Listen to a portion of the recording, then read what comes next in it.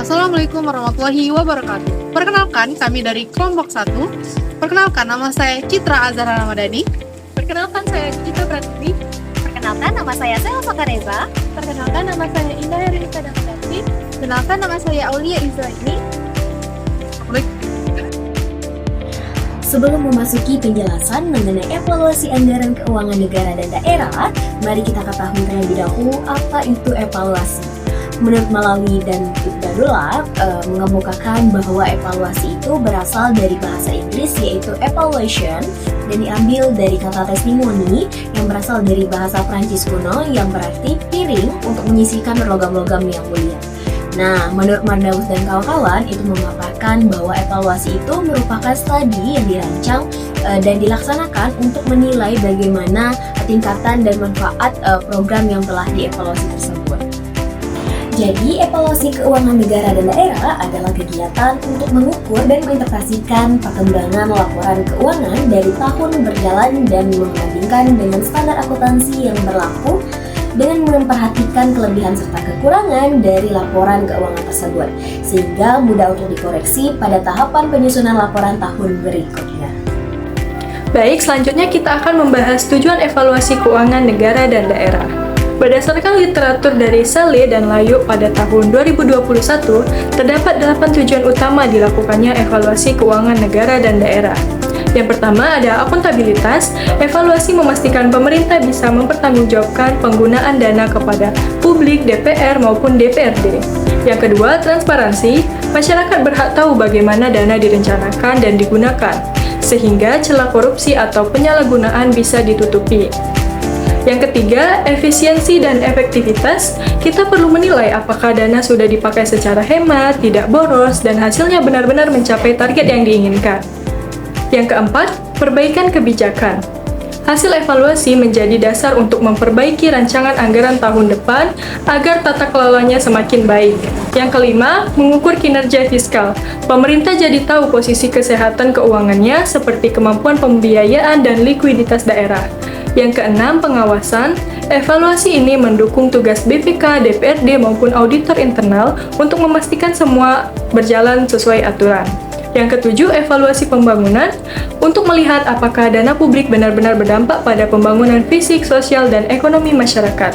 Dan kedelapan, peningkatan kapasitas. Evaluasi keuangan mendorong terciptanya budaya kerja birokrasi yang lebih profesional dan kompeten. Selanjutnya, lembaga evaluasi keuangan negara dan daerah. Yang pertama ada Badan Pemeriksa Keuangan. Menurut Roshida tahun 2016, BPK berfungsi untuk melakukan pemeriksaan atas laporan keuangan dan peran pemerintah dalam pengelolaan dan tanggung jawab keuangan negara. Yang kedua, Inspektorat Jenderal. Menurut Naimatul Zahra tahun 2024, Inspektorat Jenderal bertugas melakukan review independen atas pelaksanaan PIPK yang dilakukan oleh tim penilai. PIPK sendiri merupakan proses penilaian secara internal oleh aparat pengawasan intern pemerintah. Dan yang ketiga ada Badan Pengawasan Keuangan dan Pembangunan atau BPKP.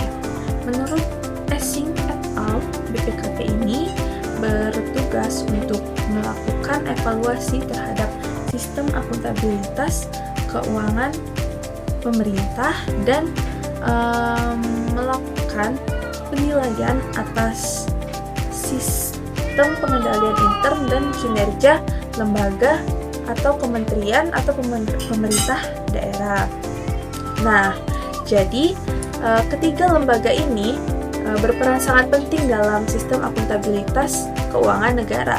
Ketiganya memastikan pengelolaan keuangan negara dilakukan secara transparan dan efisien. Di sini saya akan menjelaskan metode indikator evaluasi keuangan negara dan daerah.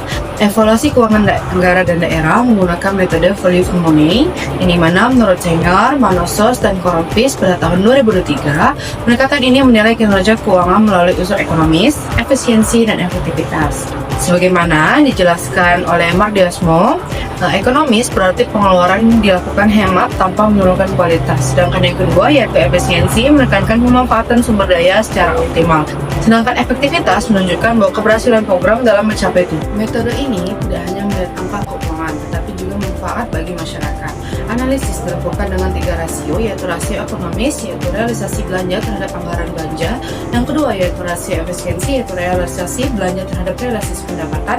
Yang ketiga yaitu rasio efektivitas, yang mana realisasi pendapatan terhadap anggaran pendapatan. Setelah menjelaskan metode, di sini saya akan menjelaskan indikatornya.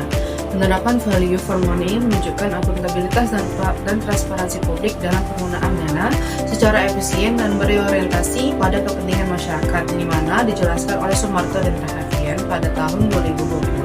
Yang menurut Rizky dan Hukum pada tahun 2003, indikator evaluasi kinerja keuangan daerah meliputi yang pertama, kemampuan memperoleh pendapatan, yang kedua yaitu efektivitas dan efisiensi, yang ketiga yaitu belanja daerah, yang keempat itu dampak investasi publik, yang kelima yaitu pengelolaan utang agar tetap pada batas kemampuan, yang terakhir yaitu kesehatan keuangan dalam memenuhi kewajiban dan menjaga stabilitas.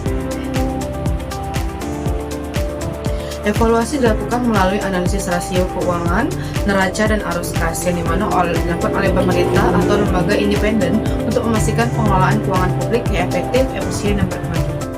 Baik, di sini saya ingin menjelaskan tentang poin terakhir, yaitu tentang studi kasus evaluasi kinerja keuangan daerah Kabupaten Gorontalo Utara tahun 2020 sampai 2023. Jadi dapat dianalisis menunjukkan bahwa kemandirian fiskal daerah masih sangat rendah, hanya sekitar 4%, sehingga daerah masih bergantung pada pemerintah pusat. Efektivitas PAD juga belum optimal dengan capaian 77%, dan tingkat efisiensi belanja mencapai 105%, yang berarti pengeluaran lebih besar dibanding pendapat. Pertumbuhan keuangan pun bersifat fluktuatif, jadi dapat disimpulkan secara keseluruhan, kinerja keuangan Kabupaten Gorontalo Utara masih belum optimal, sehingga diperlukan evaluasi dan perbaikan kebijakan fiskal agar pengelolaan keuangan daerah menjadi lebih efektif, efisien, dan mendukung kemandirian pembangunan. Sekian video dari kelompok 1. Wabillahi taufiq wal hidayah. Wassalamualaikum